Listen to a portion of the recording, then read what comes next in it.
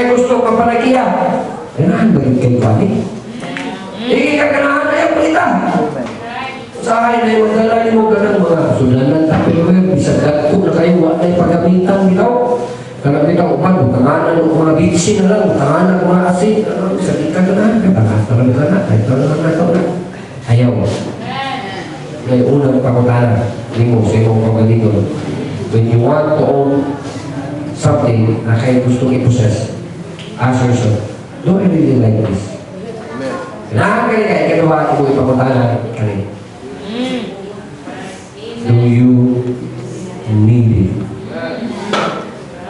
Kung kailangan ka, okay, kailangan ka rin, kaya kinahanglanon ba na mo? Hello?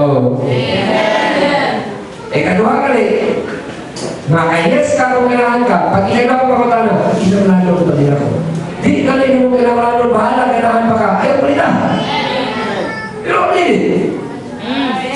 Saya sa ginato kinahanglanon, gusto na nato may makita display, kanila ikitawag image, portrayal image ba? Problem na to. Portrayal of our image. Muna bisa kita to kinahanglanon, palito na to.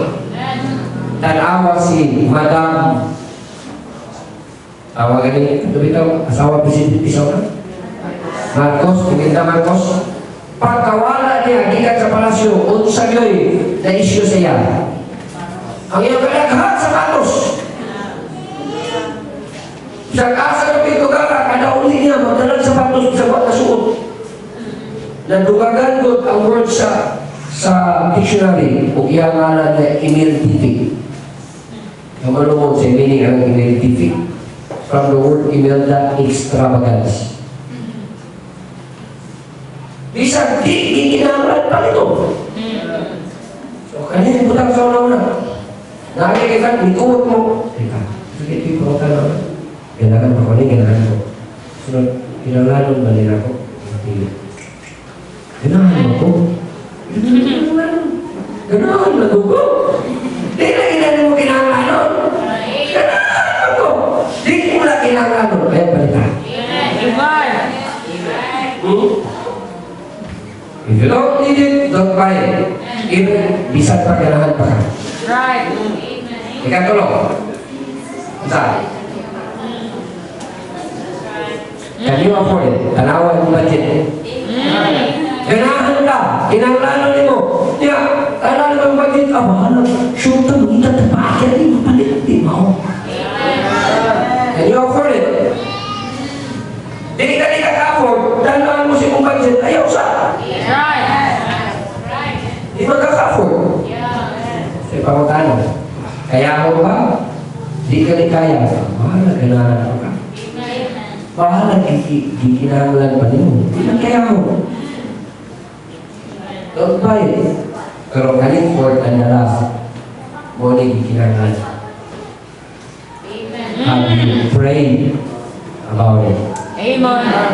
Tanan mo paliton, kinaampok kadaan. Kinahanglan ba mo paliton? Matupag ko kanila di mong tulog, pero pag ampo mo, I'm telling you, there is God in heaven who wants to direct your life. Wants to guide you. Konsensya yun na di mo kanunay ang Holy Spirit. That's right. Basta mo ampo ka, tabangan yun ka sa Diyos. Saan pag mo mayong desisyon. So, naging kayo paliton, tanawa sa gampo pa ka na. Huwag kang ampo na ayaw palita. Amen. Ringon ang Ginoo, ayaw yun. Mabati ka na mo. Muna yung pinakalas. Bisang pagganahan ka, bisang pagkikinahanglan mo, bisang pagka-afford ka. Pero ini-ampo mo, may yung Ginoo, dili na ang ayan para mo ayaw. Amen. And that way, you can honor the Lord with your positions. Hello? Amen. Tingawan na rin. Unang maanan ka, kahit kung kabalo ka, madita ka ako, dito ka palito, kahit kasagaran, gagang na nalubog sa utang, kung kakita ako, puso Diyos. Amen. daghang mga nasayang ng mga kwarta na dapat ita nagamit sa pinakamayong maayong pagpagamit tungod kay sa di kinahanglan paliton yun. That's right. Naapoy mga pagkamuhan nagmahay na lang ka tungod kay makayang pampo na tinala ka na pagpalit mo di ulit ka man ipalit mo na kunin kapantay ka no? Makarelate ka mo lang na kayo ipalit sa tindahan kauman mo palit sa tindahan ang may kabuk pag-abuti mo sa inyo ipalit ko man hindi dapat ang ipalit That's right. no, kaya po ako samot na sa mga nagpungutan God wants you to make wise decisions, wise spending, wise buying.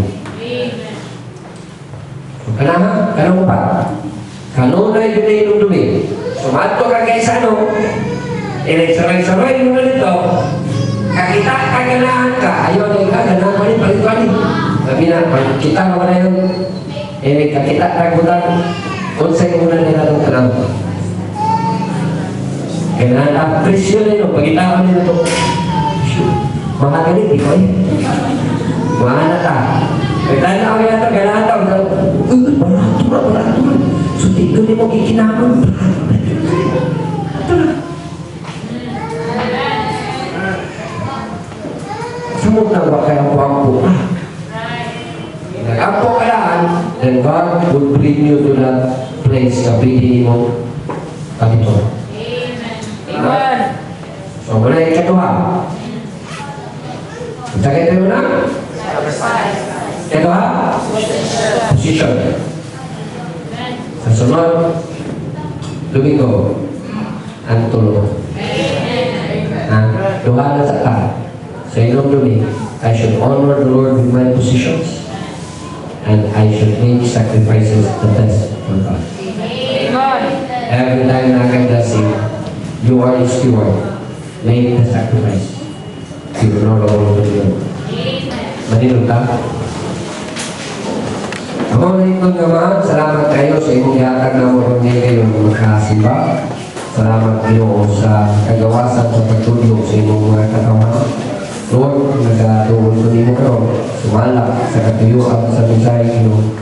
Kung patubo nimo sa mga kapisanan, kung mga kumpisar sumala sa katuyuan nimo, na gusto nimo para sa mga kapisanan.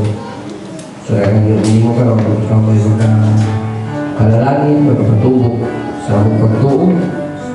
Ikaw ay magkapalambo ng mundo sa mong pangalaga o pagsunod nimo.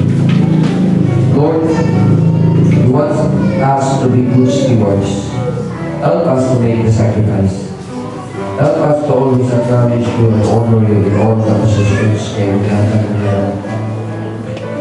salamat kayo na nagiging Diyos.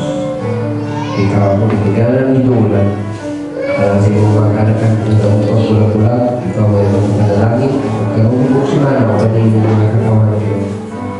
Panalanginin sa pananungay mo, nag-read mo sa iyong promise in Deuteronomy chapter 28, na mag-overtake ang blessing to those who are diligently would seek you and would obey you. Lord, panalanginin sila sa ilang mga trabaho, nagkahay sila kusong magtanong sila ang conviction na imo silang blessing sa asal ka mo sila dalo. Nagkahay sila magkaalam sa mga butanay na timuon ka. Salamat kayo. Panalanginin sila sa ilang mga timuha Pinoon. Ikaw may nagsulti na timuha in our faces. And let all the nations that will see us and will look at us and will declare that we are a blessed people because we have a blessed God. Salamat kayo na naging ka ito sa mga nalalang ng Jesus. Hindi ako, iba na ikipasalamatan. Amen.